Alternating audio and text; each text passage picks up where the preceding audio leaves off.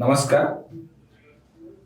आज भारत स्वाधीनतार प्रथम पिलर पड़ता जोटा कि अहिंसा करने गांधीजी जो चिंताधारा करते आम अहिंसा आंदोलन टी एमती करवा जमी कौन हिंसा करवा ना से सहयोगी सहयोगी मान भर 78 जन को धरी से सबरमती दांडी यात्रा करथिले जहाकू हमें दांडी यात्रा बोली आज मार्च 12 रे कहती।